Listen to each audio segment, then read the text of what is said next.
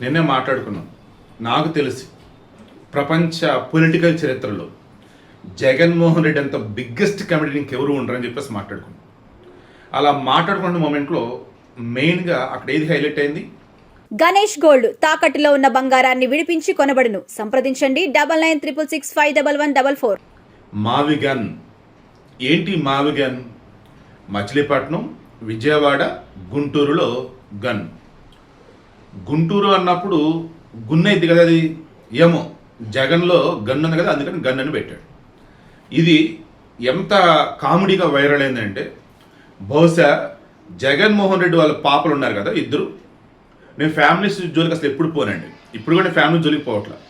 జనరల్గా మన ఇంట్లో చదువుకున్న వాళ్ళు ఉన్నా, నార్మల్ వాళ్ళు ఉన్నా, మనం ఏదైనా పని చేసినప్పుడు ఖచ్చితంగా దానికి సంబంధించి ఫీడ్బ్యాక్ ఇస్తారు. అలా జగన్మోహన్ రెడ్డి పిల్లలైనా కానీ అక్కడ ఫారెన్ చదువుతుంటారు లండన్లోనే, ఇక్కడ వాళ్ళ కనుక అసలు ఏం జరిగింది ఏంటని మొత్తం చెక్ చేస్తే, ఎస్పెషల్లీ రాజ్యసభలో ఎంపీలు కూడా మాట్లాడుతూ ఒకప్పుడు ముఖ్యమంత్రిగా చేసిన ఓ వ్యక్తి ఈరోజు ఏదైనా మాట్లాడుతున్నప్పుడు ఎంత బాధ్యతగా ఉండాలి, అట్లాంటిది బాధ్యత మరిచి మావిగన్ అంటూ అదొక పేరంటూ అదొక రాజధాని అంటూ ఆయన చెప్తున్నాడు అంటే ఏమనాలి? అసలు ఇంత నవ్వులు పాలు అసలు ఎవరైనా నవ్వుతారని చెప్పేసి అన్నాడు. అది చాలదా?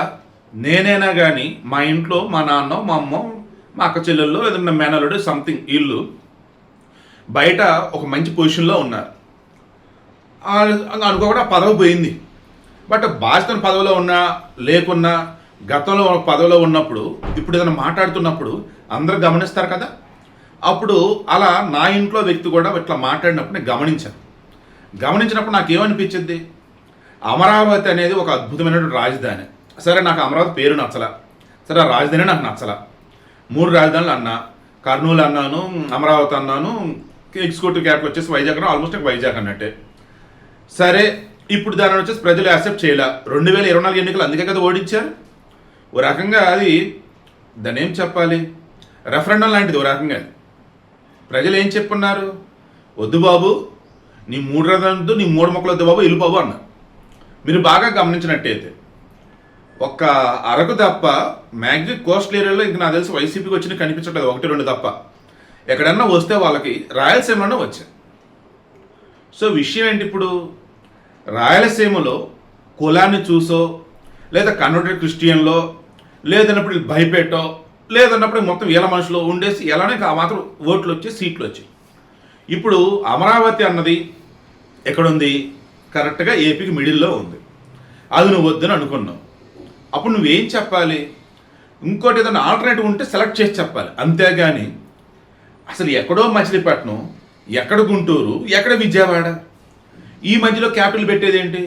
అదేమంటే నాగార్జున యూనివర్సిటీ పక్కన ఒక 500 ఎకరాలు తీసుకొని క్యాపిటల్ పెట్టమంటాడు. అది నువ్వు వెంచరా క్యాపిటల్ అంటే? రియల్ ఎస్టేట్ వెంచరా అండి?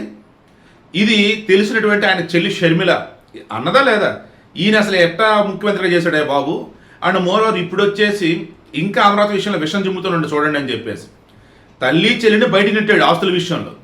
చివరికి నమ్మి ఓట్లేసిన ప్రజలను కూడా 2019-2024 మధ్య మోసం చేసి ఏం చెప్పాడు ఆ రోజు? ఇల్లు ఇక్కడే ఉంది. అయ్యో బాబాయ్, నిన్న స్వామి రాజ్యసభలోనే విన్నా, అప్పుడు కూడా అమరావతి మేము కట్టుబడి ఉన్నాం ఏంటి, అమరావతి రైతులకు న్యాయం చేయమని అడుగుతున్నాం. అసలు మా నాయకుడు జగన్మోహన్ రెడ్డి ఎలా పోస్ట్ చేస్తాడు, ఇల్లు అక్కడే ఉందంటాడు. 2019 ముందు అదే కబుర్లు, 2019-2024 మధ్య మాత్రం 3 రాజధానుల ఆట. మరలా ఇప్పుడు వచ్చేసి అమరావతి కొంత రైతులకు న్యాయం చేయాలి, జగన్మోహన్ రెడ్డి ఇల్లు అక్కడే ఉంది, రాజధాని వ్యతిరేకం కాదంటాడు. రాజధానికి వ్యతిరేకం కాదన్న వాళ్ళు మీరు లోక్సభలో బిల్లు ప్రవేశపెట్టినప్పుడు వాకౌట్ చేశారు, రాజ్యసభలో బిల్లు ప్రవేశపెట్టినప్పుడు వాకౌట్ చేశారు. ఏపీకి చెందినటువంటి వాళ్ళు ఏపీకి సంబంధించిన రాజధాని అన్నప్పుడు సపోర్ట్గా ఇవ్వాలి. ఎంత సిగ్గుచేటంటే పక్క రాష్ట్రాల వాళ్ళు మొత్తం సపోర్ట్ ఇచ్చారు. అంతెందుకండి, ఏ అమరావతి అయితే కన్స్ట్రక్షన్ జరిగితే హైదరాబాద్ రియల్ ఎస్టేట్ పడిపోయిందని అనుకున్న బీఆర్ఎస్ వాళ్ళు ఉన్నారు ఆనాడు, నిన్న ఓపెన్గా సపోర్ట్ చేశారు అసలు వాళ్ళైతే. ఎస్, చంద్రబాబు ఒకప్పుడు చెప్పాడే నాకు 2 కళ్ళు 2 ప్రాంతాలు అన్నాడే, అది ఇప్పుడు బీఆర్ఎస్ వాళ్ళు అన్నారు అదే మాట. ఏమని?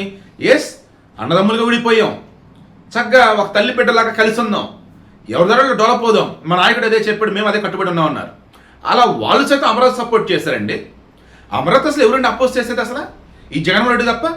అదేమంటే మావిగన్. ఇదేంటని క్రాస్ చెక్ చేస్తే నెట్లో ఏమొచ్చిందంటే ఒక వైరల్ ఇన్ఫెక్షన్ మెడిసిన్ అని వస్తుంది, ఇంకా అప్రూవల్ రాలేదు బట్ ట్రయల్స్లో ఉందని అంటుంది. ఇంకొకటి వచ్చేసి ఏకంగా ప్రిస్క్రిప్షన్ ఉంటే డీటెయిల్గా చెప్తానని చెప్పేసి ఆర్టిఫిషియల్ ఇంటెలిజెన్స్ చూసి చెప్తున్నాను.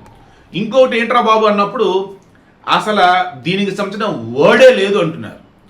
జగన్ ఏం చేస్తాడు, తన ఒక ఆల్టర్నేటివ్ వరల్డ్లో బతుకుతూ ఉంటాడు. ఆ ఆల్టర్నేటివ్ వరల్డ్లో తనకు అన్నీ కూడా నచ్చినట్టు ఉంటూ ఉంటాయి, లేదా తను క్రియేట్ చేస్తాడు. అలా ఈ మాదిగన్ అన్నది తను క్రియేట్ చేసిన పాత్ర ఏమో, లేదు తను క్రియేట్ చేసినట్టు ఏంటి ఏదైనా లోకమేమో డౌట్ వస్తుంది. సో ఇప్పుడు ఓపెన్గా అంటున్నా, ఇప్పటికైనా వైసీపీ వాళ్ళు ఒక్కసారి జగన్మోహన్ రెడ్డిని సైకాట్రిస్ట్ అని అనను, సైకాట్రిస్ట్ అని కూడా తక్కువ చేయడం కాదు, అది పాజిటివ్గా నన్ను మాట్లాడుకుందాం. సైకాలజిస్ట్ దగ్గర పట్టుకెళ్ళండి, సైకాలజిస్ట్ తీసుకెళ్ళి హిప్నాటిజం చేసి అసలు ఆ మనిషి ఏమనుకుంటున్నాడు, ఏదన్నా ఇంటర్నల్గా ఏదైనా మానసికంగా బాధపడుతున్నాడా, లేదు అమరావతి అనే పేరు నచ్చడం లేదా, అసలు ఏంటి కనుక్కోండి. మాకెవరికి చెప్పదు, మీరే కనుక్కోండి. కనుక్కొని ఆయనకు అసలు ఏం జరిగింది ఏంటంటే తెలుసుకునేలా చేసుకోండి. మీరు కూడా వద్దనుకుందాం, భారతి గారు ఉన్నారు అండ్ వాళ్ళ బిడ్డలు ఉన్నారు, సరే ఇక్కడ కూడా లండన్కే పంపించండి. ఆడికి వెళ్ళాక అసలు ఏం జరిగింది ఏంటి రాష్ట్రంలో అన్నది వాళ్ళ బిడ్డలుగా చెప్పండి. అప్పుడు వాళ్ళ బిడ్డలే తండ్రిని బాగు చేసుకుంటారు, నాలెడ్జ్ వైజ్ చెప్తారు, లేదు హెల్త్ ఇష్యూలు అన్నప్పుడు నయం చేసుకుంటారు, ఓవరాల్గా అన్నప్పుడు వాళ్ళ నాన్నకి సమాజంలో గౌరవం ఉండేలా చూసుకుంటారు. ఒకటి చెప్పి క్లోజ్ చేస్తా, చరిత్రలో ఇంత దారుణంగా పరువులు పోగొట్టుకున్న మనిషి ఎవరూ లేరు. ఆంధ్రుల విషయంలో, తెలుగు వారి విషయంలో ఈరోజు జగన్మోహన్ రెడ్డి చేస్తున్నటువంటి చూస్తూ ఉంటే చరిత్రగా ఈయనగా క్షమించదు. ఆయన ఒక 100 ఏళ్ళు బతుకుతారు, ఈలోపు చరిత్ర రాస్తారు, ఆ తర్వాత ఉన్నో చదువుకుంటారు కదా, వాళ్ళు చదువుతూ ఉన్నప్పుడు ఇంత దారుణ ఒక మనిషి ఉన్నాడా, ఏపీలో ఉన్నాడా అని అనుకుంటారు. ఆ రోజు రాకుండా కనీసం ఇప్పటి నుంచి అయినా మంచిగా బ్రతకాలని, చక్కగా ఏపీ ప్రజల బాగు కోసం అడుగు వేయాలని కోరుకుంటూ ఉన్నా.